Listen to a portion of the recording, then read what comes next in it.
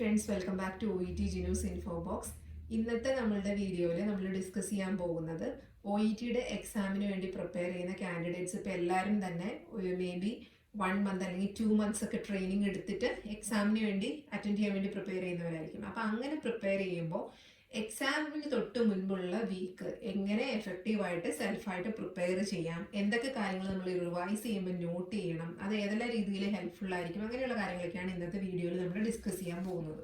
ഇപ്പോൾ OETയുടെ എക്സാമിന് തൊട്ട് മുൻപുള്ള വീക്ക് ഏതൊരു കാൻഡിഡേറ്റിനും ചെയ്യാൻ പറ്റുന്ന കാര്യങ്ങൾ എന്തൊക്കെയാണെന്ന് ചോദിച്ചിട്ടുണ്ടെങ്കിൽ, ഇപ്പോൾ ഞാൻ ആദ്യമേ പറഞ്ഞു 1 മന്ത് അല്ലെങ്കിൽ 2 മന്ത്സ് ട്രെയിനിങ് എടുക്കുന്ന സമയത്ത് ഡെഫിനറ്റ്ലി നിങ്ങൾക്ക് ഈച്ച് മൊഡ്യൂളിനെ പറ്റിയുള്ള കുറേ ഇൻഫർമേഷൻ നോട്ട് ഫോമിൽ നിങ്ങളുടെ കയ്യിലുണ്ടാവും. അതായത് നിങ്ങൾ നോട്ട്സ് എഴുതി നിങ്ങളുടെ ട്രെയിനേഴ്സ് തന്നതോ അല്ലെങ്കിൽ പലരുടെ അടുത്ത് കളക്ട് ചെയ്തതൊക്കെ ആയിട്ടുള്ള റിലവൻ്റ് ആയിട്ടുള്ള നോട്ട്സ് നിങ്ങളുടെ കയ്യിലുണ്ടാവും.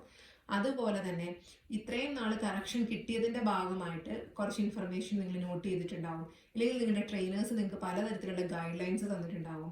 ചിലപ്പോൾ നിങ്ങൾ പലയിടത്തും വേർബൊക്കെ മിസ്റ്റേക്ക് ആയിട്ട് അല്ലെങ്കിൽ എന്തെങ്കിലും രീതിയിലൊക്കെ യൂസ് ചെയ്തിട്ടുണ്ടെങ്കിൽ അതൊക്കെ കറക്ഷൻ ചെയ്ത് തന്നിട്ടുണ്ടാവും. അപ്പോൾ അങ്ങനത്തെ പല കാര്യങ്ങളും നിങ്ങൾ നിങ്ങളുടെ നോട്ടിൽ നോട്ട് ചെയ്ത് വെച്ചിട്ടുണ്ടാവും. ഈ പറയുന്ന കാര്യങ്ങളൊക്കെ നമ്മൾ ഈ ഒരു വീക്കിൽ, അതായത് എക്സാമിന് തൊട്ട് മുമ്പുള്ള വീക്കിൽ റിവൈസ് ചെയ്യാൻ വേണ്ടി ശ്രമിക്കണം. അങ്ങനെ റിവൈസ് ചെയ്യുന്നത് കൊണ്ടുള്ള ബെനിഫിറ്റ് എന്താണെന്ന് ചോദിച്ചിട്ടുണ്ടെങ്കിൽ, നമ്മളിപ്പോൾ 2 മന്ത്സ് ആയിട്ട് പ്രിപ്പയർ ചെയ്യുന്ന കാര്യം ഇനിഷ്യൽ ഡേയ്സിൽ പഠിച്ചത് എല്ലാ കാര്യങ്ങളും എക്സാമിന് തൊട്ട് മുൻപ് നമുക്ക് മെമ്മറിയിൽ ഉണ്ടാവണമെന്ന് നിർബന്ധമില്ല. അപ്പോൾ നമ്മൾ ആ എക്സാമിന് തൊട്ട് മുമ്പുള്ള വീക്ക് ഇതെല്ലാം റിവൈസ് ചെയ്യുമ്പോൾ ഡെഫിനറ്റ്ലി നമുക്ക് നന്നായിട്ട് മെമ്മറൈസ് ചെയ്യാനും പറ്റും. വിത്തൗട്ട് മിസ്റ്റേക്സ് ഇതെല്ലാം പ്രോപ്പറായിട്ട് എല്ലാ മൊഡ്യൂളിലും അപ്ലൈ ചെയ്യാനും പറ്റും. ഇപ്പോൾ റൈറ്റിങ്ങിൻ്റെ കാര്യം തന്നെ നോക്കുവാണെങ്കിൽ, റൈറ്റിങ്ങിൽ നമ്മൾ ഒരുപാട് ടെൻസസ് യൂസ് ചെയ്യാറുണ്ട്. അപ്പോൾ ഏറ്റവും കൂടുതലായിട്ട് യൂസ് ചെയ്യുന്ന ടെൻസസ് ഏതൊക്കെയാണെന്ന് നോക്കിയിട്ടുണ്ടെങ്കിൽ, simple present tense, simple past tense, present perfect tense, പിന്നെ പാസീവ് വോയിസസ് യൂസ് ചെയ്യാറുണ്ട്. അപ്പം സിമ്പിൾ പാസ്റ്റ് ടെൻസിന്റെ പാസീവ് വോയിസസ് യൂസ് ചെയ്യാറുണ്ട്. അതേപോലെ തന്നെ പ്രസന്റ് പെർഫെക്റ്റ് ടെൻസിന്റെ പാസീവ് വോയിസസ് യൂസ് ചെയ്യാറുണ്ട്. ചില സ്ഥലങ്ങളിൽ നമ്മൾ പ്രസന്റ് കണ്ടിന്യൂസ് ടെൻസും യൂസ് ചെയ്യാറുണ്ട്. അപ്പോൾ ഈ പറയുന്ന ടെൻസുകളെല്ലാം എങ്ങനെ കൃത്യമായിട്ട് എഴുതാം, ഇതിൻ്റെയൊക്കെ റൂൾസ് എന്താണ്, എങ്ങനെ ഇത് കൃത്യമായിട്ട് അപ്ലൈ ചെയ്യാം, ഇങ്ങനെയുള്ള കാര്യങ്ങളെല്ലാം നമ്മൾ ഡെഫിനറ്റ്ലി ട്രെയിനിങ്ങിൻ്റെ ഇനീഷ്യൽ ഡേയ്സിൽ പഠിച്ചിട്ടുണ്ടാവും, ഇതെല്ലാം ഗോ ത്രൂ ചെയ്തിട്ടുണ്ടാവും. ബട്ട് 2 മന്ത്സ് ട്രെയിനിങ് കഴിയാറാവുമ്പോഴേക്കും നമ്മുടെ മെമ്മറി കുറച്ച് ഫെയ്ഡ് ആയിരിക്കും. അതേസമയം ഈ ഒരു 1 വീക്കിന് ഉള്ള ആ ഒരു സമയത്ത് എഫക്റ്റീവായിട്ട് ഇതെല്ലാം ഒന്നുകൂടെ റിവൈസ് ചെയ്യുവാണെങ്കിൽ എക്സാമിന് പോകുമ്പം റൈറ്റിങ്ങിൽ ഒരുപാട് കൺഫ്യൂഷൻസോ കാര്യങ്ങളോ ഉണ്ടാവില്ല. നമുക്കത് നന്നായിട്ട് എഴുതാൻ പറ്റും. അപ്പോൾ ടെൻസസ് നമുക്ക് റിവൈസ് ചെയ്യാൻ പറ്റും. അതുപോലെ തന്നെ നമ്മൾ ട്രെയിനേഴ്സിൻ്റെ ഹെൽപ്പോട് കൂടി കുറേ വൊക്കാബുലറീസ് അല്ലെങ്കിൽ നോർമലി നമുക്ക് റൈറ്റിങ്ങിൽ യൂസ് ചെയ്യാൻ പറ്റുന്ന കുറേ വെർബിൻ്റെ ഡിഫറെൻറ്റ് ഫോംസ് ഒക്കെ നമ്മൾ എഴുതിയും വായിച്ചും ഒക്കെ പഠിച്ചു വെച്ചിട്ടുണ്ടായിരിക്കും. അപ്പം അങ്ങനെയുള്ള കാര്യങ്ങൾ നമ്മൾ റിവൈസ് ചെയ്യണം. അപ്പം ഞാൻ ഇന്നിപ്പം ഇതിൻ്റെ അകത്ത് കുറച്ച് എന്താ പറയുക, OETയുടെ റൈറ്റിങ്ങിൽ യൂസ് ചെയ്യാൻ പറ്റുന്ന വെർബ്സ്, അതിൻ്റെ ഡിഫറെൻറ്റ് ഫോംസിനെ പറ്റി ഡിസ്കസ് ചെയ്യുന്നുണ്ട്. അപ്പം നമ്മൾ മെയിനായിട്ടും നോക്കുന്നത് present form of the verb, അതുപോലെ തന്നെ present form of verb with S or S, അതേപോലെ തന്നെ past form of the verb, past participle, അതേപോലെ ജെറൻഡ്. ഇത്രയും കാര്യങ്ങളാണ് ഓരോ വെർബിൻ്റെയും നമ്മൾ നോക്കുന്നത്. അപ്പം അങ്ങനെ നോക്കിയിട്ടുണ്ടെങ്കിൽ ഒരു 25+ വെർബ്സ് ഞാൻ ഇതിൻ്റെ അകത്ത് ഡിസ്കസ് ചെയ്യുന്നുണ്ട്. അപ്പോൾ ആ വെർബ്സ് ഏതൊക്കെയാണെന്ന് നോക്കുവാണെങ്കിൽ, നമുക്കിപ്പം ഫസ്റ്റ് വരുന്നത് എക്സാമിൻ, പിന്നെ commence, improve, start, advise, admit, deteriorate, suggest, initiate, reveal, diagnose, require, undergo, prescribe, treat, repeat, appreciate, monitor, observe, administer, transfuse, educate, apply, recommend, take, increase, review, tolerate, prefer, transfer, refer, request, assess, suspect, refuse, decline, do, give. ഇപ്പോൾ ഈ verbs എല്ലാം present forms ആണ്. ഇനി നമുക്കറിയാം, നമ്മൾ subject സിംഗുലറായി വരുന്ന സെന്റൻസുകളിൽ എപ്പോഴും വെർബിന്റെ present ഫോമിന്റെ വെർബിന്റെ കൂടെ S or E S add ചെയ്യണം.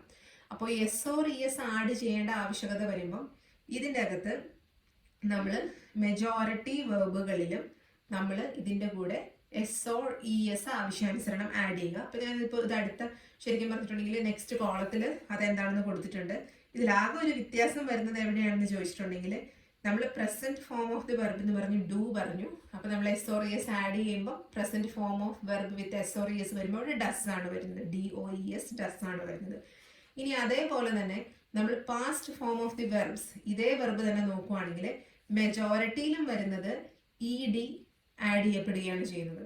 വളരെ റെയർ ആയിട്ടുള്ള വെർബുകളിലാണ് പ്രസന്റ് ഫോമും പാസ്റ്റ് ഫോം ഓഫ് ദി വെർബും അതുപോലെ പാസ്റ്റ് പാർട്ടിസിപ്പിളും തമ്മിൽ നല്ല വ്യത്യാസങ്ങളുള്ളൂ.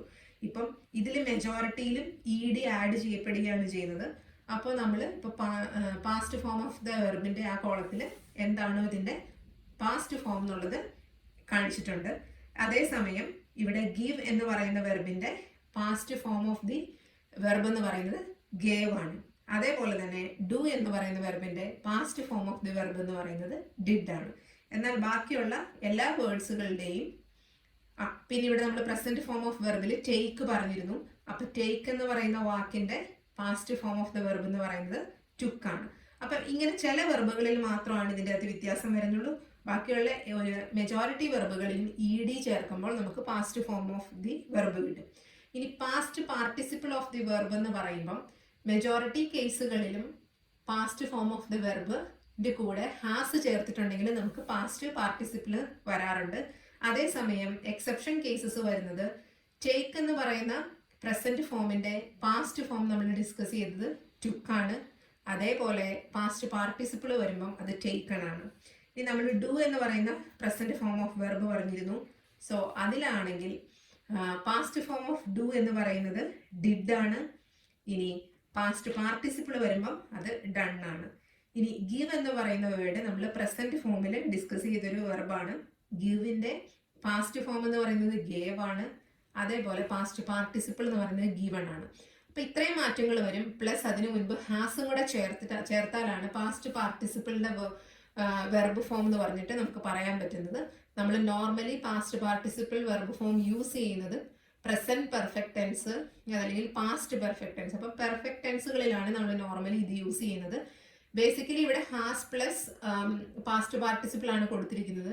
ഇനി സബ്ജക്റ്റ് പ്ലൂറൽ ആണെങ്കിൽ ഡെഫിനറ്റ്ലി ഹാസിന് പകരം അവിടെ ഹാവ് വരുന്നതായിരിക്കും. അത് നിങ്ങൾക്ക് എല്ലാവർക്കും അറിയാവുന്ന കാര്യമായിരിക്കും. കാരണം നമ്മൾ നോർമലി OETയുടെ പ്രിപ്പറേഷനിൽ ടെൻസസ് പഠിക്കുമ്പം പ്രസന്റ് പെർഫെക്റ്റ് ടെൻസ് അതുപോലെ യൂസേജും അതേപോലെ തന്നെ പാസ്റ്റ് പെർഫെക്റ്റ് ടെൻസിന്റെ യൂസേജും. പ്രസന്റ് പെർഫെക്റ്റ് ടെൻസ് ആണെങ്കിൽ ഹാസ് ഓർ ഹാവ് പ്ലസ് വെർബിന്റെ തേർഡ് ഫോം അതായത് പാസ്റ്റ് പാർട്ടിസിപ്പിളും.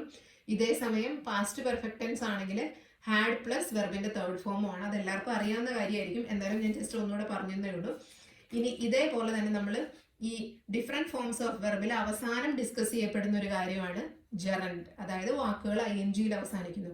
അപ്പം നമ്മളിവിടെ കൊടുത്തിരിക്കുന്ന വാക്കുകളൊക്കെ നോക്കുവാണെങ്കിൽ ഇതിൻ്റെ അകത്ത് വരാൻ പോകുന്നത് എങ്ങനെയാണെന്ന് വെച്ചിട്ടുണ്ടെങ്കിൽ എക്സാമിൻ, എക്സാമിനിങ് എന്ന് വരും. Commencing, improving, starting, advising, deteriorating, admitting, suggesting, initiating, revealing, requiring, prescribing, treating, repeating, appreciating, monitoring, observing, administering, transfusing, educating, applying, recommending, taking, increasing, reviewing, tolerating, preferring, transferring, referring, requesting, assessing, suspecting, refusing, declining. ഡൂവിൻ്റെ gerund form വരുമ്പോഴേക്കും doing എന്ന് വരും. ഗിവിൻ്റെ gerund form വരുമ്പോഴേക്കും giving എന്ന് വരും. അപ്പം ഇതാണ് ഡിഫറെൻറ്റ് വെർബ് ഫോംസ് എന്ന് പറയുന്ന നമ്മൾ കോമൺ ആയിട്ട് OETയുടെ റൈറ്റിങ്ങിൽ യൂസ് ചെയ്യുന്ന വെർബിൻ്റെ ഫോംസ്. അപ്പം ഇതിപ്പോൾ നമ്മൾ ഇവിടെ ഒരു ടേബിൾ പോലെ കൊടുത്തിട്ടുണ്ട്. അപ്പം നിങ്ങൾക്കത് റെഫറൻസിന് യൂസ്ഫുൾ ആയിരിക്കും എന്ന് ഞാൻ വിചാരിക്കുന്നു. ഇനി നമ്മൾ OETയുടെ റൈറ്റിങ്ങിൽ കോമൺ ആയിട്ട് യൂസ് ചെയ്യുന്ന ഒരു ഫ്രേസും ഒരു വേർഡ് എന്ന് പറയുന്നത് ഫോളോഡ് ബൈ ആൻഡ് ഫോളോയിങ്. ഈ ഫോളോഡ് ബൈയും ഫോളോയിങ്ങും പല കാൻഡിഡേറ്റ്സിനും കൺഫ്യൂഷൻ ഉള്ളൊരു കാര്യമാണ്. ഇത് ഇന്റർചേഞ്ചബിൾ ആണോ അല്ലെങ്കിൽ ഇതിനെ മാറ്റി എഴുതിയിട്ടുണ്ടെങ്കിൽ അർത്ഥം ഒരുപോലെ വരുമോ എന്നുള്ളത്. ആക്ച്വലി ഈ ഫ്രേസും അതുപോലെ ഈ വേർഡും യൂസ് ചെയ്യുന്നത് എന്തിനാണെന്ന് വെച്ചിട്ടുണ്ടെങ്കിൽ സീക്വൻസ് ഓഫ് ഈവൻസ്, ആ നടന്ന സമയക്രമത്തിനനുസരിച്ച് അതിനെ കാണിക്കാൻ വേണ്ടിയിട്ടാണ്. അപ്പോൾ അത് വായിക്കുന്ന ആൾക്ക് ഏതാണ് ആദ്യം നടന്നത് ഏതിന് ശേഷമാണ് നെക്സ്റ്റ് ഇവന്റ് നടന്നതെന്ന് കൃത്യമായിട്ട് മനസ്സിലാവും. ഇപ്പോൾ നിങ്ങൾ ഫോളോയിങ് ആൻഡ് ഫോളോഡ് ബൈ, നമുക്ക് ആദ്യം ഫോളോഡ് ബൈ എങ്ങനെയാണ് യൂസ് ചെയ്തതെന്ന് നോക്കാം. ഇപ്പോൾ ഒരു കാര്യം എപ്പോഴും ശ്രദ്ധിക്കേണ്ടതുണ്ട്. ഈ ഫോളോഡ് ബൈ ആണെങ്കിലും അതേപോലെ ഫോളോയിങ് ആണെങ്കിലും യൂസ് ചെയ്യുമ്പം അവിടെ എപ്പോഴും രണ്ട് ഇവന്റ്സ് ഉണ്ടാകും. ഫസ്റ്റ് നടന്ന ഈവൻറ്റും സെക്കൻഡ് നടന്ന ഈവൻറ്റും. അപ്പോൾ ഫസ്റ്റ് നടന്ന ഈവൻറ്റിന് നമുക്ക് എ എന്ന് പറയാം, സെക്കൻഡ് നടന്ന ഈവൻറ്റിന് നമുക്ക് ബി എന്ന് പറയാം. അപ്പോൾ ഫോളോഡ് ബൈ യൂസ് ചെയ്യുമ്പോൾ എപ്പോഴും A plus followed by plus B ആണ്. അതായത് ആദ്യം നടന്ന ഇവന്റ് എഴുതുക, അതിനുശേഷം ഫോളോഡ് ബൈ എഴുതുക, അതിനുശേഷം രണ്ടാമത് നടന്ന ഇവന്റ് എഴുതുക, ഫുൾ സ്റ്റോപ്പ് ഇടുക. അതാണ് ഫോളോഡ് ബൈ യൂസ് ചെയ്യുമ്പോഴുള്ള പ്രത്യേകത. അപ്പൊ അതിന് നമുക്ക് 2-3 എക്സാമ്പിൾസ് നോക്കാം. ഫോളോഡ് ബൈ എങ്ങനെയാണ് യൂസ് ചെയ്യേണ്ടതെന്നുള്ള ഒരു എക്സാമ്പിൾ എന്ന് പറഞ്ഞിട്ടുണ്ടെങ്കിൽ, mister Wilson met with an accident followed by hospitalisation. ഇപ്പോൾ ഇവിടെ ആദ്യം നടന്ന ഇവന്റിനെ എ ആയും രണ്ടാമത് നടന്ന ഇവന്റിനെ നമ്മൾ ബി ആയിട്ടും കൺസിഡർ ചെയ്യുമ്പോൾ, ആദ്യം നടന്ന ഇവന്റ് എന്ന് പറയുന്നത് മിസ്റ്റർ വിൽസണ് ഒരു ആക്സിഡന്റ് ഉണ്ടായി എന്നുള്ളതാണ്. രണ്ടാമത് നടന്ന ഇവന്റ് ആണ് അയാളെ ഹോസ്പിറ്റലൈസ് ചെയ്തു എന്നുള്ളത്. അപ്പൊ നമ്മൾ A plus followed by plus B എന്ന് പറയുമ്പം Mister Wilson met with an accident followed by hospitalization, അങ്ങനെയാണ് വരിക. ഇനി നമുക്ക് വേറൊരു എക്സാമ്പിൾ നോക്കാം.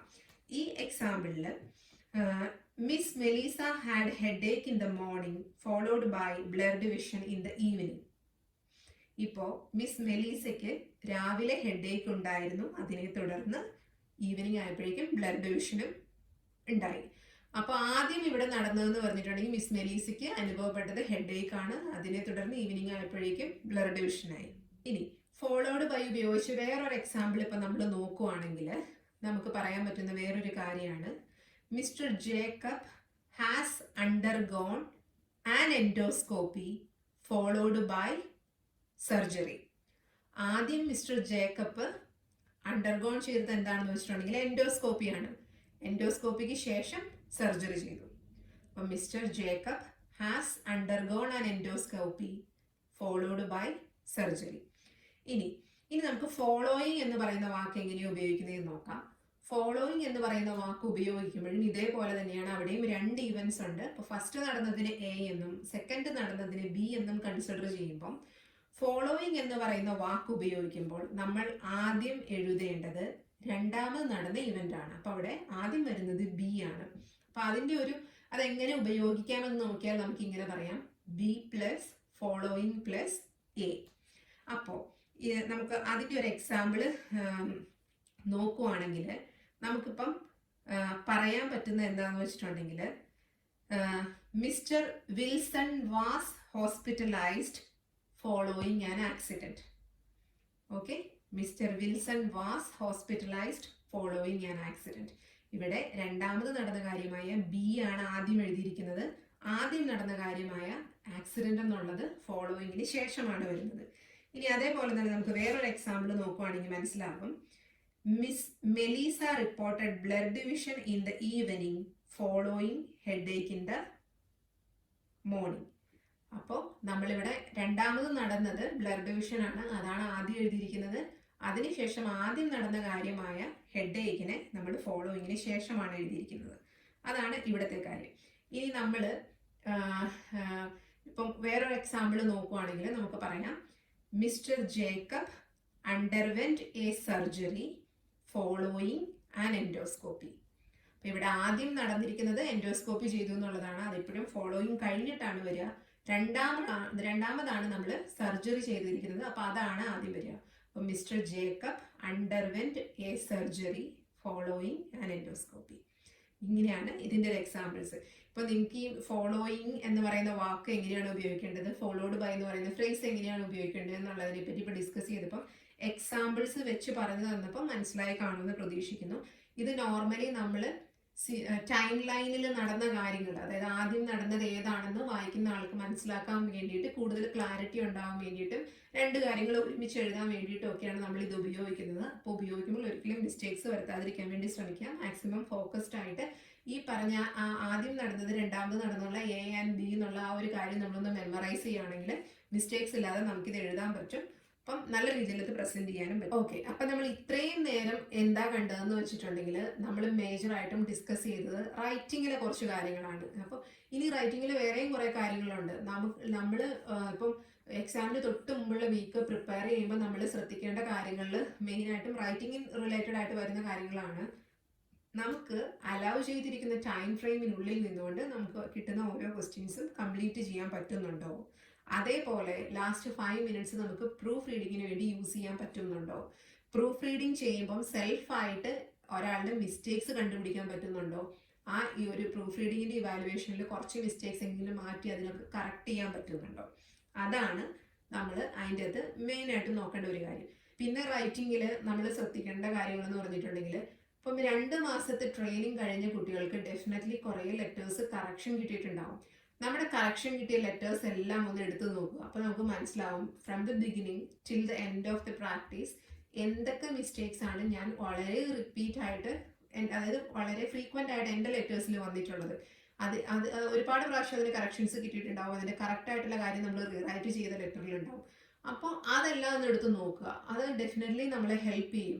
ഓക്കെ, അപ്പം ഞാൻ ഇന്ന ലെറ്ററിൽ ഇൻട്രൊഡക്ഷൻ എഴുതിയപ്പോൾ അവിടെ ഇതുപോലെ ഒരു മിസ്റ്റേക്സ് വരുത്തിയിരുന്നു. അപ്പോൾ അതിന്റെ കറക്റ്റ് ആയിട്ടുള്ള കാര്യം എന്താണ്? ഓക്കെ, റീറൈറ്റ് ചെയ്ത ലെറ്ററിൽ ഡെഫിനറ്റ്ലി അത് കറക്റ്റ് ആയിട്ടുള്ള വേർഷനിൽ എഴുതിയിട്ടുണ്ടാവും. അപ്പോൾ അത് വായിച്ച് മനസ്സിലാക്കുക. വേണമെങ്കിൽ ഒന്ന് എഴുതി നോക്കി പഠിക്കുക. കാരണം എഴുതുമ്പോൾ അത് മെമ്മറിയിൽ കുറച്ച് നേരം കൂടെ ലാസ്റ്റ് ചെയ്യും വായിക്കുന്നതിനേക്കാളും. സോ അപ്പം അങ്ങനത്തെ കാര്യങ്ങളൊക്കെ എഴുതി ഒന്ന് പഠിക്കാൻ വേണ്ടി ശ്രമിക്കുക. അതേപോലെ തന്നെ റൈറ്റിംഗ് റിലേറ്റഡ് ആയിട്ട് നോക്കുമ്പോൾ ചിലപ്പോൾ സ്പെല്ലിങ്സ് ഒക്കെ കൺഫ്യൂഷൻസ് ഉണ്ടാകാം. ഒരേപോലെ ഇരിക്കുന്ന സിമിലർ ആയിട്ടുള്ള വേർഡ്സിൻ്റെയോ അതല്ലെങ്കിൽ സിമിലർ പ്രൊനൗൺസിയേഷൻ വരുന്ന വാക്കുകളുടെയോ ഒക്കെ സ്പെല്ലിങ്സ് എന്തെങ്കിലും പ്രോബ്ലംസോ അതല്ലെങ്കിൽ എഴുതുമ്പോൾ അങ്ങനെ മിസ്റ്റേക്സ് ഒക്കെ വരുന്നുണ്ടെങ്കിൽ അതൊന്ന് നല്ല രീതിയിൽ എഴുതി ഒന്നുകൂടെ പ്രാക്ടീസ് ചെയ്യാൻ വേണ്ടി ശ്രമിക്കുക. ഓക്കെ, പിന്നെ നമ്മൾ ഇതുവരെ കറക്ഷൻ കിട്ടിയിരിക്കുന്ന ലെറ്റേഴ്സിലൂടെ വീണ്ടും ഒന്ന് റിവൈസ് ചെയ്യും. അതുപോലെ അതെല്ലാം ഒന്ന് വായിച്ചു പോകും. അതിലാവശ്യമുള്ള കാര്യങ്ങളൊക്കെ ഒന്നുകൂടെയൊക്കെ ഒന്ന് എഴുതി പഠിക്കുമ്പം ഉണ്ടാകുന്ന ബെനിഫിറ്റ്സ് എന്തൊക്കെയാണെന്ന് ചോദിച്ചിട്ടുണ്ടെങ്കിൽ, ഈ ഓരോരോ സിറ്റുവേഷൻസിൽ നമ്മൾ എങ്ങനെയാണ് ആ ഒരു പെർട്ടിക്കുലർ കാര്യത്തെ അവതരിപ്പിച്ചിരിക്കുന്നതെന്ന് നമുക്കത് വീണ്ടും നമ്മുടെ മെമ്മറിയിൽ വരും. ഇന്ന പോലെ ഒരു സിറ്റുവേഷൻ ഇന്ന ലെറ്ററിൽ ഉണ്ടായപ്പോൾ അതിനെ ഞാൻ എഴുതിയിരുന്നത് ഈ രീതിയിലാണ്. അത് നമ്മളെ ഡെഫിനറ്റ്ലി ഹെൽപ്പ് ചെയ്യും. അതുപോലത്തെ ഒരു സെയിം സിറ്റുവേഷൻ നമ്മുടെ എക്സാം ഡേയിൽ റിപ്പീറ്റ് ചെയ്തിട്ടുണ്ടെങ്കിൽ നമുക്ക് ഒരുപാട് കൺഫ്യൂഷൻസിൻ്റെ ഒന്നും ആവശ്യമില്ല. അവിടെ നമുക്ക് കൃത്യമായിട്ട് ഏത് ടെൻസാണ് യൂസ് ചെയ്യേണ്ടതെന്ന് അറിയായിരിക്കും. എങ്ങനെയാണ് ആ ഇൻഫർമേഷനെ നോട്ട് ഫോമിൽ നിന്ന് സെന്റൻസിലോട്ട് ട്രാൻസ്ഫർ ചെയ്യേണ്ടതെന്നും വൃത്തിക്ക് എഴുതേണ്ടതെന്നും നമുക്ക് ഡെഫിനറ്റ്ലി അറിയാമായിരിക്കും. അപ്പോൾ കൺഫ്യൂഷൻസിന്റെ സാധ്യതകൾ വളരെ കുറയും. ഓക്കെ, അതുപോലെ ഞാൻ ആദ്യം എഴുതിയിരുന്ന സെന്റൻസ് ഇന്ന രീതിയിൽ എഴുതിയിരുന്നത്, അത് ചിലപ്പോൾ വേറെ ടെൻസ് ആയിരുന്നു, അവിടെ ഈ ടെൻസ് അല്ല വരുന്നത്, അവിടെ ഇതുപോലുള്ള മാറ്റങ്ങൾ ഉണ്ടെന്ന് പറഞ്ഞ് എനിക്ക് ചിലപ്പോൾ കറക്ഷൻ കിട്ടിയിട്ടുണ്ടായിരിക്കാം. അതല്ലെങ്കിൽ ചിലപ്പം അപ്രോപ്രിയേറ്റ് ആയിട്ടുള്ള ഒക്യാബുലറി ഇതല്ല, കുറച്ചുകൂടെ മോസ്റ്റ് അപ്രോപ്രിയേറ്റ് ആയിട്ടുള്ള ഒക്യാബുലറി വേറെ ഒന്നാണെന്ന് പറഞ്ഞ് കറക്ഷൻ കിട്ടിയിട്ടുണ്ടായിരിക്കും. അപ്പം ഇങ്ങനത്തെ ചെറിയ ചെറിയ കാര്യങ്ങളാണെങ്കിലും എല്ലാം ഒന്ന് നല്ല രീതിയിൽ റിവൈസ് ചെയ്യുന്നത് ഡെഫിനറ്റ്ലി ഹെൽപ്ഫുൾ ആയിരിക്കും. ഓക്കെ, അപ്പം റൈറ്റിംഗ് റിലേറ്റഡ് ആയിട്ട് നോക്കിയിട്ടുണ്ടെങ്കിൽ നമുക്ക് ജനറലി കുറേ കാര്യങ്ങൾ ഇങ്ങനെ ചെയ്യാനുണ്ട്. ഇനി നമ്മളിപ്പോൾ റീഡിങ്, ലിസണിങ്, സ്പീക്കിംഗ് ഒക്കെ നോക്കുകയാണെങ്കിൽ റീഡിങ്ങിൽ മെയിനായിട്ടും നമ്മൾ 2 മാസം പ്രാക്ടീസ് ചെയ്ത മെറ്റീരിയൽസ് നമ്മുടെ കയ്യിലുണ്ടാവും. അതേപോലെ അതിൻ്റെ അകത്ത് കുറച്ച് ഹാർഡായിട്ട് തോന്നിയിട്ടുള്ള മെറ്റീരിയൽസ്, അതല്ലെങ്കിൽ വളരെ എന്താ പറയുക എക്സാമിൻ്റെ അതേ മോഡലിലുള്ള മെറ്റീരിയൽസ് ഒക്കെ ഉണ്ടെങ്കിൽ ലാസ്റ്റ് വീക്കിൽ നമുക്കതൊന്ന് റിവൈസ് ചെയ്യുക. അത് ചെയ്യാൻ വേണ്ടി ശ്രമിക്കുക. ഇനി വേറൊരു കാര്യം എപ്പോഴും ശ്രദ്ധിക്കേണ്ടത്, ഇനിയിപ്പോൾ റീഡിംഗ് ഒക്കെ ചെയ്യുമ്പോൾ നമുക്ക് നമ്മുടെ സ്കോർ അറിയാൻ പറ്റുമല്ലോ. അപ്പോൾ സ്കോർ സപ്പോസ് കുറവാണെങ്കിലും ഒരിക്കലും ഒരു സെൽഫ് ജഡ്ജ്മെന്റിനുള്ള ഒരു ടൈമായിട്ട് ഈ എക്സാമിന് തൊട്ട് മുമ്പുള്ള ആഴ്ചയെ എടുക്കരുത്. കാരണം നമ്മൾ സെൽഫ് ജഡ്ജ്മെന്റ് ചെയ്തിട്ടായും എനിക്ക് ഇത്രയും സ്കോർ കുറവാണല്ലോ കിട്ടുന്നതെന്ന് നമ്മൾ തന്നെ പറയുമ്പോൾ അതൊരു നെഗറ്റീവ് ഇമ്പാക്ട് നിങ്ങളുടെ എക്സാമിനെ കൊണ്ടുവരാനും സാധ്യതയുണ്ട്. അത് ചിലപ്പോൾ റിസൾട്ടിനെയും ബാധിച്ചെന്നിരിക്കും. അതുകൊണ്ട് എപ്പോഴും എക്സാമിനോട് അടുക്കും തോറും ഡെഫിനറ്റ്ലി നന്നായിട്ട് പോസിറ്റീവായിട്ട് ചിന്തിക്കുക.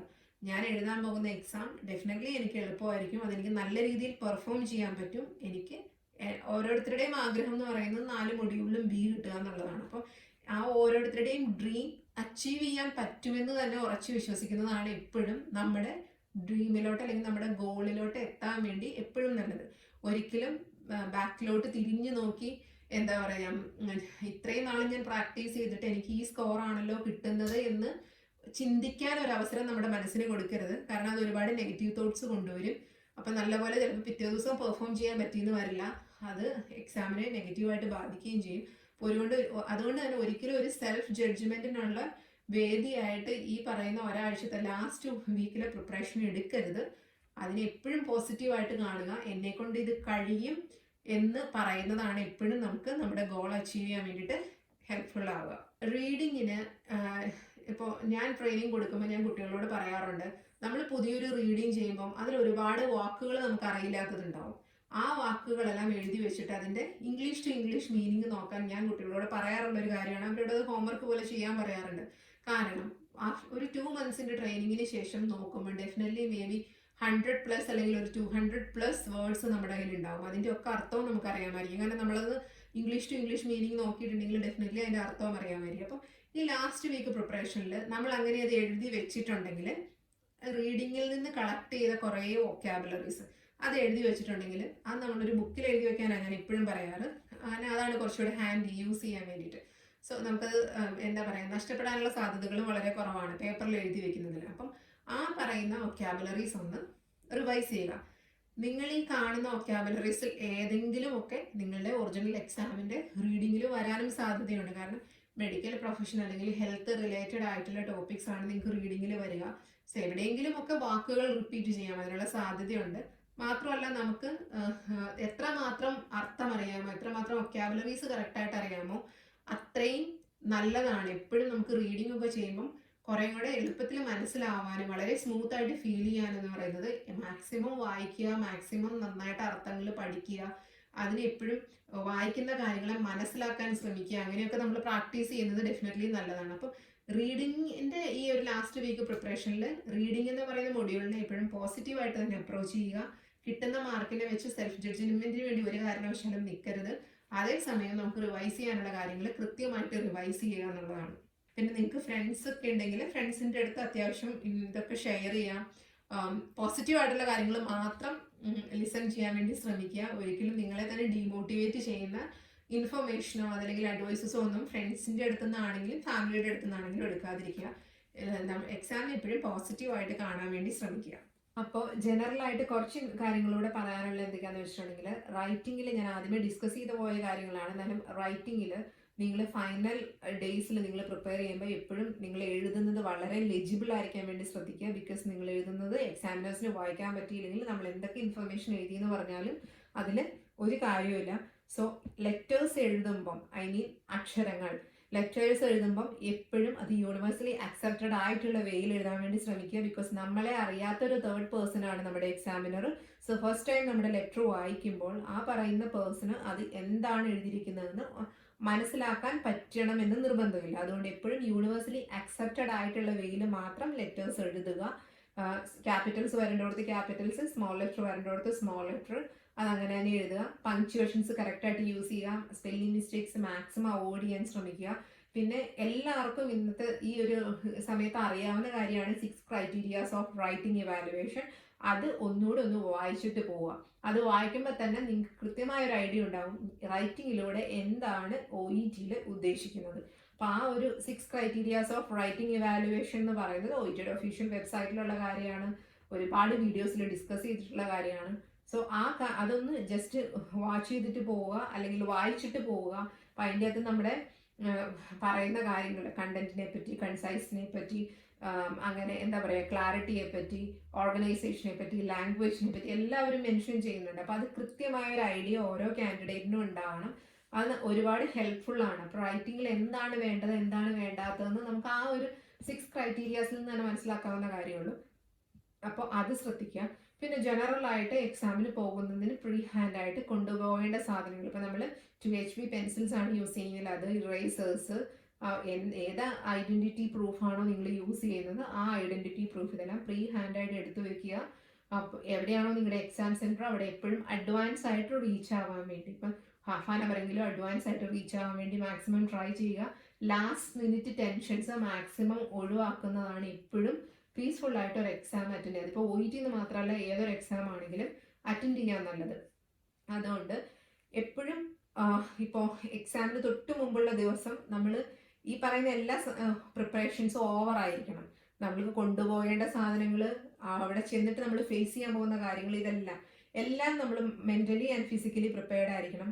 എക്സാമിന് തൊട്ട് മുമ്പുള്ള വീക്ക് ഓവർ സ്ട്രെയിൻ ചെയ്യാതെ അത്യാവശ്യം റെസ്റ്റ് ഒക്കെ എടുക്കുക, നന്നായിട്ട് ഫുഡ് കഴിക്കുക, നല്ലൊരു സ്ലീപ്പിംഗ് പാറ്റേൺ ഉണ്ടാവുക. എക്സാമിനെ പറ്റി ഓവർ തിങ്ക് ചെയ്ത് ഒരിക്കലും എക്സാമിന് തൊട്ട് മുമ്പുള്ള നൈറ്റ് നിങ്ങൾ ഉറക്കമില്ലാതിരിക്കരുത്. Thank you for listening me. അപ്പം OETയുടെ ഓൺലൈൻ ട്രെയിനിങ് ആർക്കെങ്കിലും ആവശ്യമുണ്ടെങ്കിൽ ഇതിനോടുകൂടി കൊടുത്തിട്ടുള്ള വാട്സാപ്പ് നമ്പറിൽ നിങ്ങൾക്ക് മെസ്സേജ് അയക്കാവുന്നതാണ്. അപ്പോൾ നിങ്ങൾക്ക് ഫർദർ ആയിട്ടുള്ള ഡീറ്റെയിൽസ് ലഭിക്കുന്നതായിരിക്കും. അതുപോലെ തന്നെ നിങ്ങൾക്ക് ഇതിലുള്ള ഇൻഫർമേഷൻ യൂസ്ഫുൾ ആണെന്ന് തോന്നുവാണെങ്കിൽ ഈ ചാനൽ സബ്സ്ക്രൈബ് ചെയ്യുക. അതുപോലെ കറക്റ്റായിട്ട് നോട്ടിഫിക്കേഷൻ ലഭിക്കുന്നതിന് വേണ്ടിയിട്ട് ബെൽ ബട്ടൺ കൂടി ക്ലിക്ക് ചെയ്യുക. So thank you for listening me.